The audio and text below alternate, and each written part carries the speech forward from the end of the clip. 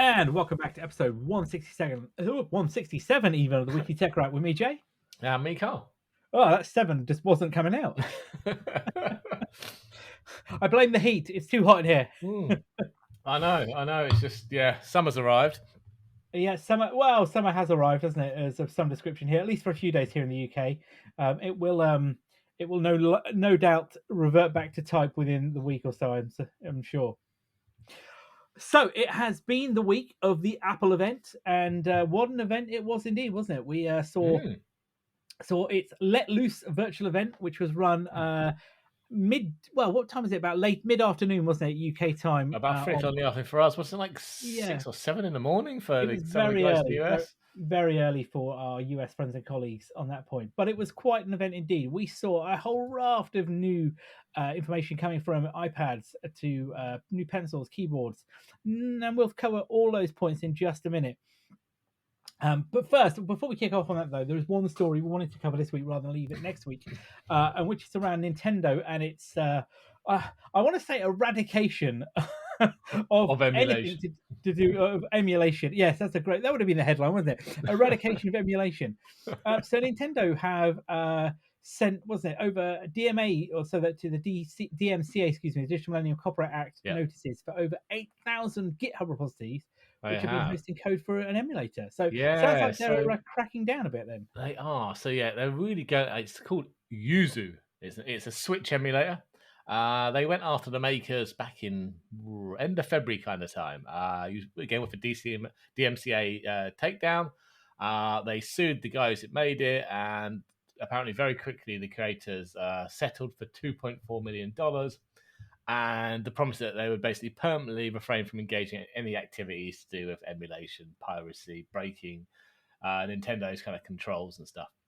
Well, the problem with that was, though, it was open source and on GitHub. So it was very, very quickly forked. Apparently, 8,535 GitHub repos had the code in it. So, Nintendo's done kind of a blanket DMCA takedown to all of those. Again, for the whole illegal circumvention, Nintendo's copyright technology, that kind of stuff. But that's a large number of takedown requests. It is a bit, isn't it? And I understand that the GitHub have been kind of supporting those developers, haven't they, to help remove the code and help them with illegal resources. Yeah, but they haven't taken down immediately. They've given them time to remove the offending code, as well as pointing them to kind of legal resources and guidance and submitting kind of counter notices for the DMCA. But I don't suppose any of them will stand a chance. Though I don't think anyone's ever actually stood up to Nintendo and gone to court with them. I was just going to say, normally they steamroller people, don't they? Let's be fair. They do, yeah, exactly. But interestingly, though, given that, talking of emulators, the Delta emulator was available on the iOS store, wasn't it, recently? Yeah, I've got it on my and I've still got it on my phone. Now, that is an emulator. There are no ROMs with it, but it is a full-on emulator and is also available through the third-party marketplaces in the EU. And I've used it. So I've got a few ROMs that I've got available, and I imported them into my Dropbox account into there, and it works a treat. It does? I was very impressed, to be fair. Very impressed. It even supports external controllers. So you can pop that on your iPad, get out your Xbox controller, and play some games. It's pretty cool, I have to say. I'm just, given that before all that kind of stuff used to pop up and disappear within seconds, it was quite surprising that Apple allowed it through, isn't it?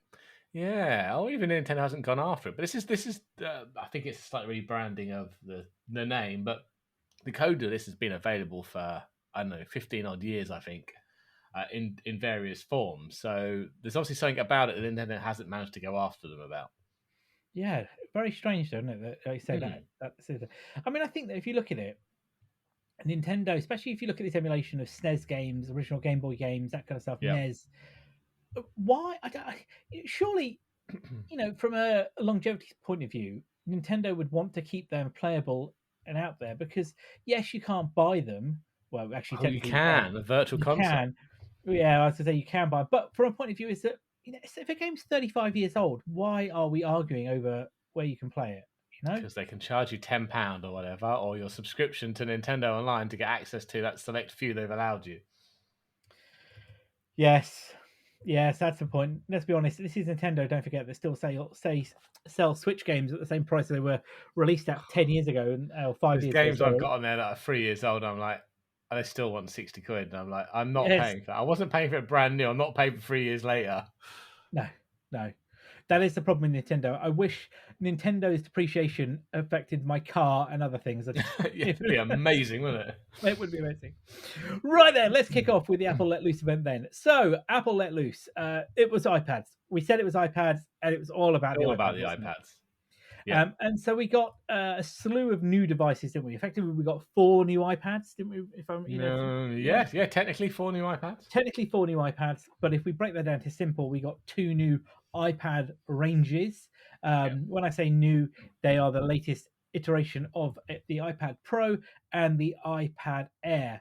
And there was, before we break it down into the new iPad Pro, let's just talk about one thing really quickly, and then the stage is the SoC. And you called it, I doubted it, but it's true. M4 is here, isn't it? M4 is here, and it's all about AI, which is kind of what we said. I was kind of thinking, if they'd waited for the next iPad Pro iteration 2 years later, the iPad would be well behind on the AI gravy train. Yeah, and I think we'll talk a little bit more about the AI software elements towards the end of it when we kind of look towards WWDC. But yeah, you're right. It's all about AI. It's all about the power. And Apple have come out and said that the M4 was it was part of the reason why these new iPads are so powerful. The size in the iPads as well, the fact of what they can deliver through AI, the neural engine, the displays, isn't it? It's all in there, and also the improvements over the M2 range, which Apple are stating they are 50% faster than the M2 processors. Now they didn't say M3, notably. They did say One day M2. we'll get some actual comparisons, some realistic ones. So let's take a little step back then, and let's talk about the iPad Pro, which is, according to Apple, is their thinnest ever device, isn't it? The iPad Pro. Not just finished ever iPad, finished ever device. That's so thinner than that iPod Nano. That's the one. That's it indeed. Yeah. So what do we get then? We got 2 new devices: the 13-inch and the 11-inch. 13-inch. Obviously the M4 SoC, and we'll talk about that in a minute. You got up to 2 terabyte of storage, your usual Thunderbolt 4, that kind of stuff. ProMotion, 5G. It was an upgrade. The camera's moved, doesn't it? It's a landscape camera. Yep. It's been upgraded and moved to the side, which makes more sense. You've got a very nice looking new screen that uses tandem OLED display technology, which is basically they've taken an OLED display, they've taken another one, stacked them on top of each other to make it super, super bright. It does look very, very nice. And if you pay up for one of the 1 terabyte or 2 terabyte options, you can spec or option nano texture glass, which looks like they've just kind of finely etched the screen, but apparently it makes the colors more vibrant, allows more light through. So there was a little bit of controversy as well with the advertisement for the iPad Pro, wasn't there? So during the event, Apple had what appeared to be like a large warehouse with this metallic square rectangle object, and on it was all kinds of musical instruments, paint, wasn't it? Kind of creative tools and elements. And what suddenly happened was they were in the middle of a large crusher, weren't they? And as it came down, it crushed all the instruments, the paint, all the easels and all the other bits and bobs. And at the end of it, when it opened up again, there was an iPad, wasn't there? And I guess their argument was it's for creators. Yeah, I mean, the creators didn't like that argument, did they? I mean, I just thought it was funny. It's a marketing stuff. I don't know why people got so outraged over it. I mean, if that had been Samsung doing it, would we have seen any outrage over it? I doubt it. No, I don't. And I think the messaging was clear, was that I suppose they were arguing, this is saying that Apple are replacing all of these things with the iPad. No, I think what the argument was is that you can do all these things on the iPad, or there's all these things, the tools there that are in this one ultra small device. Yeah, okay, you're never going to get a world class elite pianist, who plays a Steinway or whatever the best pianos are, sat at a table with an iPad Pro under their keys playing the best music ever. That's not what it's about. No. But if you have a band that are looking to create music on the fly, or they're doing session work, it's a perfect device for that. And the same when we talk about a little bit more about some of the apps that have come out as well. It's not replacing, it's just a new capability, isn't it? It is indeed. Yeah, it was a storm in a teacup. Is that the saying? It was I think pointless. so. I think. So Yeah. so we've got the OLEDs then. So let's talk about the screen a little bit. So we got the new iPad Pros are using this new tandem OLED design, Yeah. which give you up to 1,000 nits of brightness, which is quite a bright screen. Yeah. Burn Um, your retinas off. yeah, burning them off. Yeah, and this is all built into that obviously super thin device. I kind of was trying to work out this nano pro coating, as you say. I Yeah. couldn't really get it. They're saying that the standard displays are more of a matte finish, aren't they? Yeah. And the other one, this nano display, is slightly more glossier. As you say, gives more vibrancy in the colors. I think is better from a touch perspective as well in terms of fingerprints. But it does mean you've got to cough up for it, though, isn't it? You've got to cough up for the 1 or 2 terabyte option to get that. To get the option to buy it on top. Yeah, Yeah. yeah. And So that's I'm not not the sure. only thing that you're getting if you get the 1 or 2 terabyte ones. There are slightly different specs on the iPads. It's There not are. obvious. Yeah, if you get the 256 or the 512 gig option, you just get 8 gig of RAM and 9 CPU cores. And obviously, you can't spec the nano texture glass. But if you get the 1 or 2 terabyte, it comes with double the RAM at 16 gig, 10 CPU cores, and obviously you can option that nano texture glass. So yeah, if you need more RAM, you're going to have to get at least more storage. Mm. Money, money, Yeah. money. But I mean, Well, had the price gone up? No, it's the same price, is it? $999 for the 11-inch and $12.99 for the 13-inch. Has that gone up in price compared to the old one? it's difficult to tell, isn't it? You have to go back and see the Apple because obviously there's no way of comparing. I think they have gone up slightly, which is no surprise given Apple and what they're delivering on. Yeah, I think they have. The accessories hadn't, and we'll talk about accessories in a bit. They hadn't gone up in price. Yeah, so I think this is the thing, isn't it? And we'll come back to those accessories in just a second. So let's have a look at obviously we'll talk about the stock in a moment, but let's talk about the cameras then, because they've moved, as you say, the camera on the front-facing side to the landscape view. So this was something you and I were talking about during the event or afterwards. Was I was saying on my iPad Pro 11-inch, which is the 2021 version. Is that the M1 one you've got? Yes, it is. Yes, Yeah, right. the camera's in the original place, which even when you're doing FaceTime or anything like that, it just you're always looking off, and it's really really annoying. I'm not suggesting that's something for me to change it on, but I can see how that is a minor but a good improvement. The rear camera is 12 megapixel camera situated in the back in the similar square housing that we've seen before, not massively updated there at all. But what they have done is added in some additional capabilities. One of the things they called out was document scanning, and I thought this was brilliant. So I'm sure you've tried to scan a document with applications and stuff, haven't you, on your iPad or device? Yeah. And sometimes you just get shadows, don't you, or it doesn't quite come out as it should do in the sense. But now they've built in this new image stitching and adaptive flash mechanism. So when you take a picture using the scan mechanism, which is built into the built-in apps, but also will be allowed through APIs into the other applications stacks, it takes multiple pictures and uses the flash room to give you almost like a photocopy style, doesn't it, scan, which I think looks absolutely stunning. Now, will we get that in real world use? I don't know. But will that help me? Yes, it will, because getting that scanner out of the cupboard isn't always convenient. Can we not just have it on the phone, though?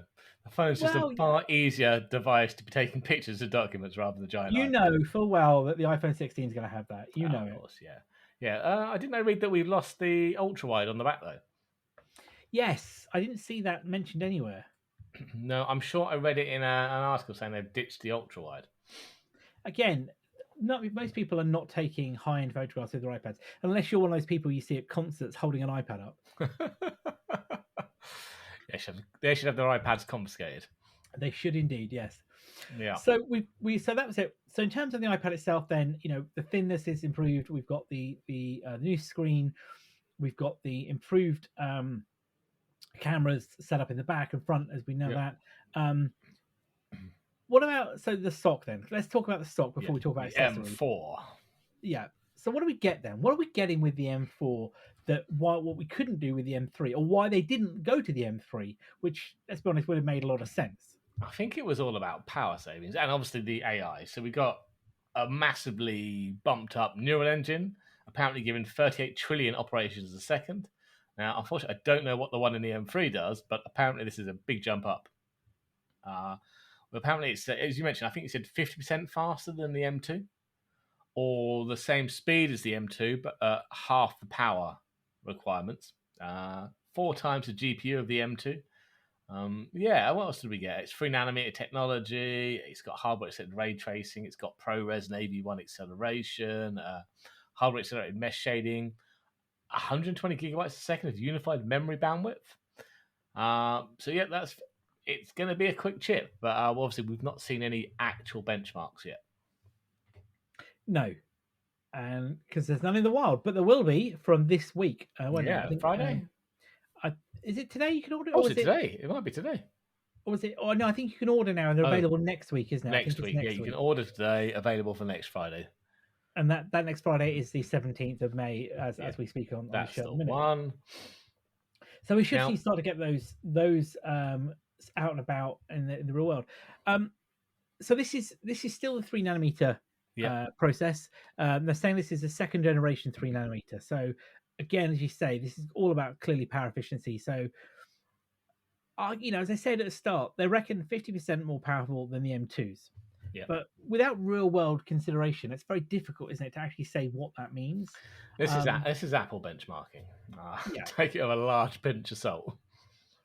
But this is all about, as you say, it's all about the AI capability. It's all about the imaging capability. That hardware ray tracing is in there. We've got AV1 support, ProRes support as well, which is going to come in handy with some of the new capabilities with Final Cut logic and the Final Cut, multicam applications, which is now available for iPads, isn't it? Which is very clever, clever app that they've released. I'll come back to that in just a second because I want to just quickly talk about the two other main accessories. That's the word I was looking for for the iPad Pro. Then, so with the iPad Pro, then we've got obviously a new M4 SoC. Yeah, we've got the new keyboard that's come out. So we've got a Folio keyboard, which is an improvement on the original Folio keyboard that I've got with the cantilevered edge, isn't it? So as you lift it up, it cantilevers. Now, we were talking about this just after the event, and I said to you, the weight of that keyboard is just, it's almost. It needs to go on a diet. Yeah. It needs to go on a diet, and the weight of the iPad is less. Is what, probably a third of the weight of the keyboard itself. It's a phenomenally heavy piece of kit, and I'm interested to see whether or not, given the new weights of the iPad, which are down quite a bit, whether the new keyboard is going to make any difference. So interesting to see that as well. But the new keyboard comes with effectively not stripped down, a shrunken MacBook keyboard, doesn't it? Yeah, it's more aimed as a pro device, so it's not called the Magic Keyboard Pro, is it? So it's a pro device, but it's got aluminium palm rest. It's got a function key row now, so you've got volume, brightness, F keys, and an escape key, finally. It's got the trackpad's a lot bigger by the look of it, isn't it? And apparently it's got haptic feedback on the trackpad as well. So the pricing remains the same as the previous one. $299 for the keyboard in the UK, isn't it? Or so, $349 if it's the 13-inch one. Still not cheap, but hasn't gone up in price.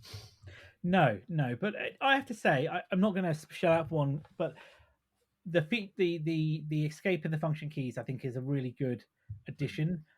What I would argue is, though, until they sort out that multi-screen thing, I can't say that it's going to be a replacement for myself.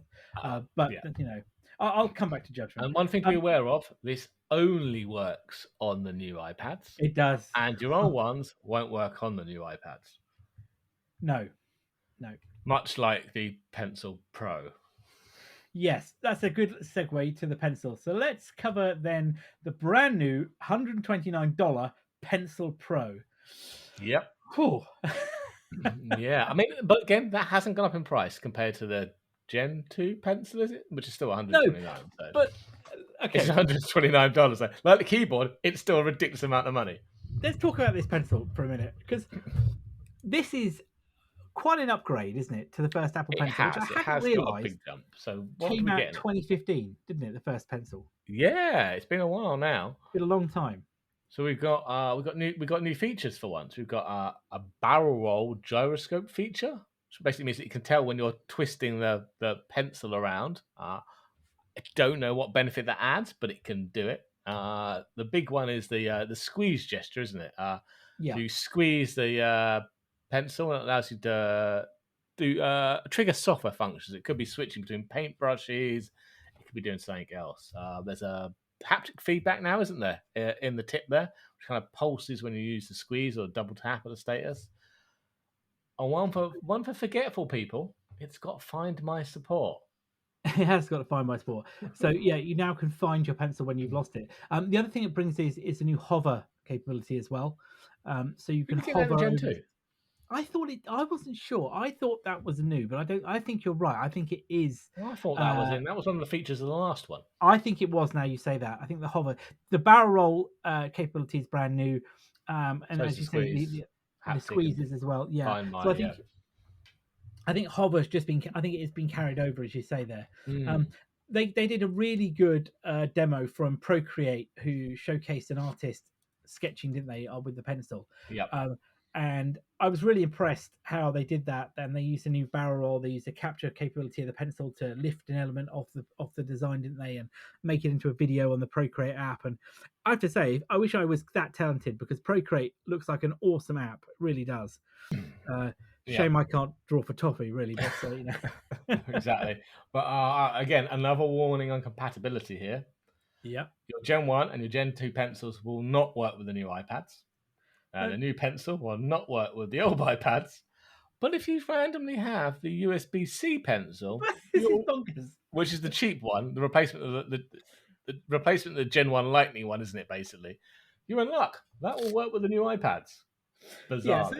this is bonkers. So if you've got the original pencil but with the USB-C upgrade, like you say, the one you take the Yeah. lid off and you plug directly into Yeah. the device, that will work. But my wireless charging pencil Two. Mark II, whatever you want to call it, Yeah. will not work. I mean, somebody somewhere, and it's clearly in marketing, I reckon, went, "Oh, I've got a great idea. We can make more money." No, that was accounting. Yes, yeah. So what we'll do is we'll find the guys who bought the last iPad Pros with the brand new keyboards and the brand new pens, and we'll make them buy it all again. I mean, talk But the about cheap guys are alienating. good. Yeah, because they can't afford it. They So can't afford it, but they might still buy the iPad. just talk about It is a crazy. bit ridiculous. And the same with the keyboard, though, isn't it? Yep. To a Yeah. degree.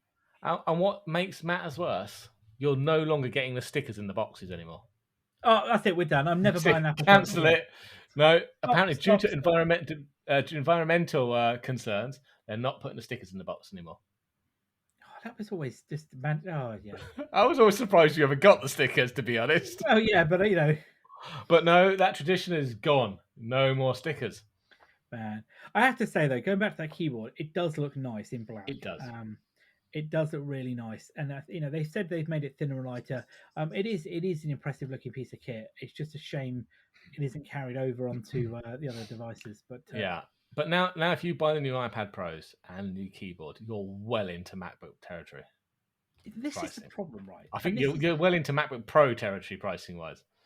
yeah, so this is the thing. Talking about let's just pause there for a second. So let's talk about one of the new apps that again is part of this crossover environment. So Final Cut Pro for iPad came out last year, didn't it? And Yep. brought to the iPad again one of the last major holdouts from Apple in terms of software, didn't they? That Yes. was done.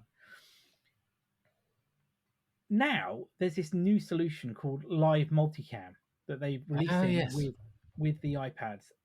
So this is brand new now that needs apparently the M4, according to them. Well, it needs the M4 to be able to render this. So it allows you to do use the iPad as, how do I describe it? Basically a director's view of the camera feeds that are happening. So you can have 4 camera feeds on there. From iPhones or iPads, and each of them will provide a director's view of the camera in real time. Yeah. And each one of them can then be dialed in for focus, zoom, editing the shot as they go. And on the camera, you need Final Cut Camera that comes to the iPad now and the iPhone that allows you to, be the camera person and doing that. And I was blown away by this because it looked pretty much wireless, didn't it? I don't know whether it now. I'm not I'm not entirely sure whether they were plugged in through an adapter, but I think it was wireless. I think so. But then they've all got Wi-Fi 6E and stuff in there, haven't they? Yeah, So there should be enough bandwidth to provide your access point is up to spec, unless it's doing a point-to-point. I wonder if it is, but the fact that it showed you these, a couple of cameras on the iPhones were on gimbals, and this iPad Pro was clear, and it was 4K resolution they're shooting at, and it was unbelievable. They were doing 30 frames a second, 4K ProRes, I think it was what I saw on the design. Yeah, That's some serious camera footage going on there, to be honest with you. Yeah. And then being able to see that live on an iPad. Now, again, back to what we talked about. This isn't going to replace high-end red cameras, no, not at all. director's booths, all that kind of stuff. And the likes of me and you will never use it.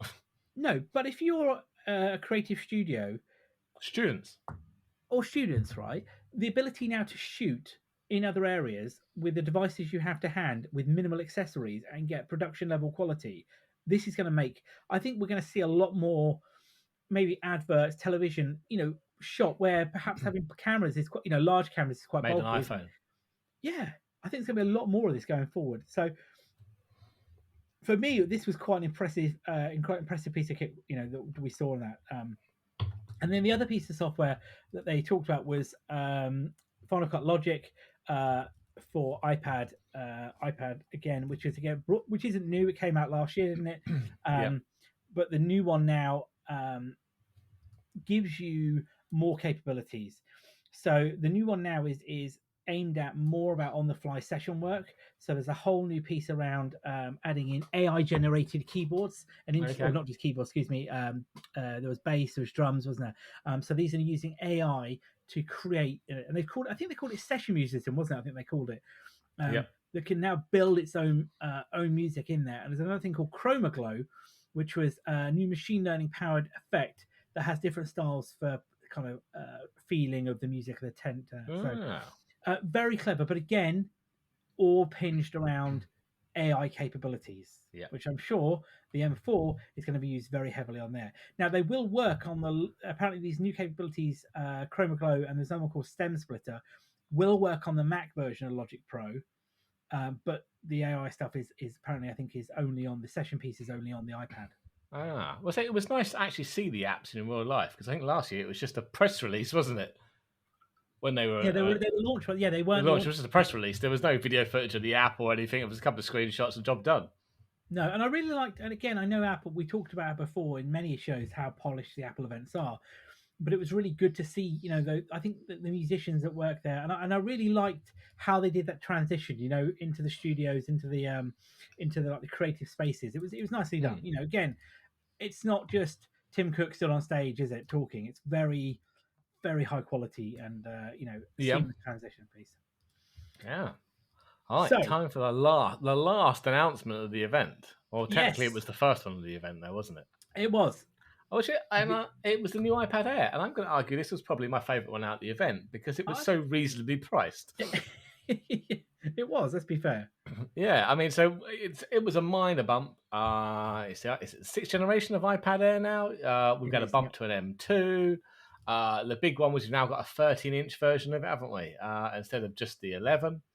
Up to terabyte of storage, 4 slightly crap colours. I wish I'd get more vibrant. They're not colours. They're shades of grey. We've got blue grey, pink grey, grey, white grey. Whatever it is. Come on, I'm sorry. I'm fed up of trying to defend that now. They're not colours. We want some colour. But yeah, I mean, look, you got the faster chip, you got Touch ID, again, you got the camera on the side, you got Wi-Fi 6E, it supports Magic Keyboard, so it supports your Magic Keyboard. So if you want to upgrade to an M2 Air, save yourself some money, it'll work with your accessories. I mean, it was a minor upgrade. There was nothing really massive wise, but the price. $599 for the 11-inch and $799 for the 13-inch. So $799 for a 13-inch, I think, is a pretty good price. I absolutely agree with you. To be honest with you, I don't see any faults here with this device. I just don't understand why it exists. I'm serious, because when you look at the iPad lineup, you've got these two new iPads, 11-inch and 13-inch. Again, who would have thought a 13-inch iPad? A 13-inch iPad Air. You wouldn't have believed it, would you? You just would have thought it's crazy. But I do think there's value there. You've got the M2 processor in there, so it's super fast. It supports the pencil. Woo! Supports Magic Keyboard now, as you say. The only the camera's moved obviously because that's on the landscape pieces. We know that. The only thing that's interesting about it, there's no Face ID, which makes me think that the Face ID hardware costs too much money for them to put in there to keep it below that kind of Oh, 600. yeah, it's still Touch ID. You're right. Yeah. So that's my only kind of annoyance there, that it's Touch ID. Yep. Ah, okay. But I mean, I liked it. I've been using I worked it out the other day. My iPad Pro is 7 years old, so probably needs an upgrade. And I think I'd probably go for an Air. What Okay. what I'd love to know is how much more powerful it would be an M2 iPad Air versus my M1 iPad Pro, because I think that device now it pretty much is my Pro device. It's at or more, because I don't think there's any difference in the Pro M2 chip in the iPad Pro, is there? Well, I think it's still just a basic M2. Yeah, they had which comes with 6 gig of RAM, isn't it? Or I think or did come with 6 gig of RAM. I don't know whether that's I don't know how much RAM the new iPad Airs are coming with. No, but I mean, the storage starts at 128. It's not great, but it's better than it was. 256 upwards. If you've got to look at it, okay, it's not going to do all the whiz bang AI stuff. Yeah. But you're right. If you were coming up from, say, where you are on the iPad Pro, this is a far more attractive upgrade, personally, I think, than, as you say, than jumping to the big end iPad Pro. Unless you've got real specific use cases, why would you do it? Yeah, I say, okay, I would really like the ProMotion to be on the iPad Air. That's been the clincher for me. I do like the ProMotion, but you know what? I don't think I use the iPad enough to quibble about the ProMotion and pay all that extra money for it. I think I'm just going to go and get an Air. It's a good looking device, and it looks like, let's be honest, it looks like a Pro. It does look like a Pro. I think the base storage is 256 on it now. That's all I've got on my Pro. I don't need any more than that. I could just get away with the 11-inch for $599. Okay. I thought that the Pro start at 256, but the Air start at 128, do they? Maybe I'm mistaken. Yeah, the Air start at 128. Yeah. Okay. Well, maybe it's slightly more then, but it's not going to be a huge amount more. I wouldn't have thought. No, I think, to be fair, you're going to get a much better experience, clearly. Oh, yeah. What else is there? And Apple also dropped the price on the original iPad as well, didn't they? So the original iPads now have come down to, what was it? I had it written down somewhere. Oh, where's my notes? Can't see enough. $349, wasn't it? Thank you. So the Gen 10 iPad is now $349. And they've got rid of the 9th Gen 1, finally. Yeah, well, about time. The only thing, and I keep saying this, I do not understand why the iPad Mini exists. But there are some people absolutely love it. Yeah, but the fact that the chassis is basically the Air chassis makes it a little bit chunkier than the original iPad Mini. But and it's not running M1. It's an A15 Bionic. Yeah, it does support the pencil. Which one? Effectively, yeah, which one? It's effectively the last generation Air, really. Yeah, it is. It's an odd one. I think, look, either kill it or upgrade it. Do something with it. Yeah, I've seen it used with POS terminals and things like that. Yeah. Because a normal iPad's too big for that. Something you're holding for quite a long time, maybe you're reading something off of. Great, I think. But yeah, limited use cases maybe. Yeah, and I've seen it with some hardware stuff, plugged into, music adapters and other things like that, which would be, because that's perfect as a mixer and all that kind of stuff. But yeah, my view is, if you either kill it or do something with it, on that front. So, was that everything? I think it was, wasn't it? Yeah, it is. Yeah. So we got no other announcements. They didn't talk about Vision Pro. They didn't talk about any announcements to Vision Pro coming out in other countries. We didn't see any announcements beyond these devices. Tim Cook did tee up WWDC, which I think will be much more around the AI. Well, we know it's going to be more around AI, but the iPad, I think, will focus into that. I think we'll see more around the AI capabilities of the iPad at that event. I will be interested to understand whether anything they were showing is M4 specific, whether there's anything else here that Mm. hasn't been released, or more to the point, whether anything in iPadOS 18 will be M4 specific. Yeah. I think WWDC this year is going to be very, very interesting.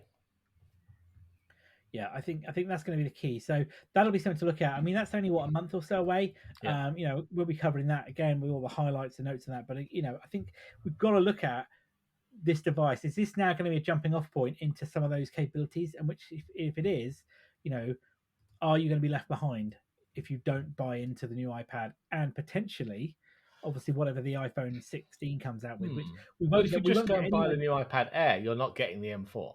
No, that's the thing. That's what I'm saying. Is that iPadOS 18, which will be teed up next month. Yeah. Will we see any capabilities that will only allow you to have on the M4? It'd be interesting also to see whether or not iOS 18 has any capabilities in there, which again we won't know whether they're going to be iPhone 16 specific until we get to September, will we? No, exactly. But it's just thinking ahead. So then, I think also then there was this little rumor, which we talked about a couple of weeks ago, didn't we? About folding devices. I think we did. So let me look back in the notes.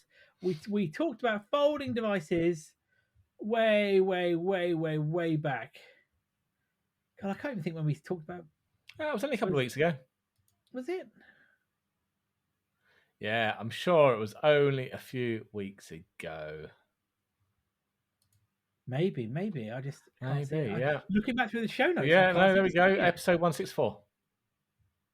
Vision Pro engineers move to folding iPhone project. Yes, I tell a lie. I skipped over that one. Obviously, yep. Delayed to 2027. Well, we have news for you now, don't we? We do. Apparently, Apple is ramping up its work on its foldable devices, according to a new investor note. So, apparently, they're planning to mass produce a 20.3-inch foldable device, which is expected to be a new product line for Apple, targeting an ultra high-end market, which is scheduled for 2025.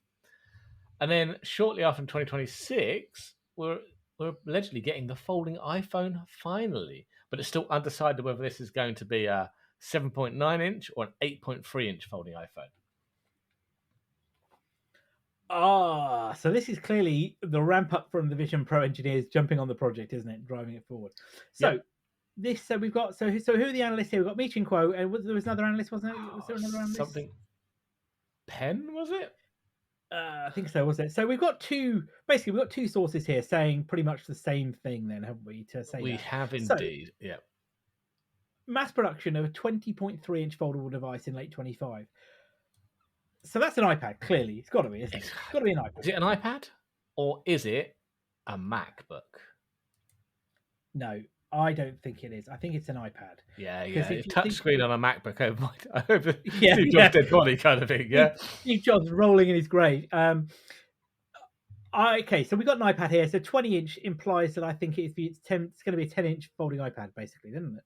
Yeah. It's a similar kind of size when folded, or slightly smaller than the current, iPad Pro 11-inch one. So if they're saying mass production late 25, that would imply then a March timeframe for release, which is kind of the iPad one. But they're also saying the same for the iPhone as a late 2026, which wouldn't work with a normal iPhone schedule unless it's announced in September and comes a bit later. We've seen that before. Yeah, but I would imagine if this is a major iteration in the iPhone lineup, they'd want to. This would be a September launch as a new headliner in the rather than an outlier, because surely. Well, but that being said, would it just be a fork in the iPhone lineup, a bit like the mini device? Is this the iPhone Ultra? Yeah, because they won't want to cannibalize existing market in case it doesn't sell very well. And again, given the potential of the price, I say this is going to be a very pricey device. Yeah, so I imagine you're right. It could be announced at the event, but may not show up until the later period. But of course, then that would mean that Apple's refresh cycle would be out for that particular device. We did it. What was that last time? Was it the first Max versions of the iPhone? I remember having to wait till December to get my phone because it wasn't released until then. I can't remember which one it was. They did, Nice. It didn't was they? it was the first. I think it was the first time they brought out the larger version of the iPhone.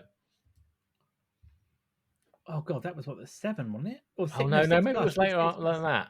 There was It's the one of 6 them and the you had to plus wait till December before you could get in the shop. for the plus version, wasn't it? Yeah. Yeah. But it's a possibility. I can't, I think here, but look. I'm still undecided here because I said my view is before is that Apple are not going to go anywhere near this market unless they can be 100% confident that this is going to be perfect for the screen tech, isn't it? Yeah. Yeah, you're right. But they've still got a little time. They've still got We have got some a time. year and a Well, bit. we'll be there to capture up and give you the latest updates on that. So, on that point, then, I think it's probably a good place for us to wrap up for today. We'll be back in a week's time for episode 168. God, I can't believe we keep getting these numbers, keep increasing. As always, all of our show notes are on techrant.online, and we're still on X, Twitter, whatever it's called this week at Weekly Tech Rant. So, if that's the case, please leave us a subscription. That would be great. What are we subscribing to? I have no idea. Please subscribe to the podcast if you're not doing so already. Please tell friends about us and leave us a comment. It all helps to get us up through that magical podcast charts and gets the view numbers up and obviously gets the word out there around the podcast. So back to the original ending. I've been Jay. I've been Carl. Have a good one all.